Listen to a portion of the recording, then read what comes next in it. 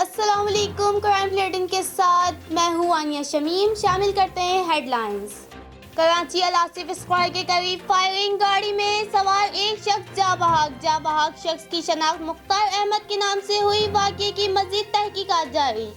S S P Korangi Faisal عبداللہ چاچڑ کی ہدایت پر snap checking کی گئی۔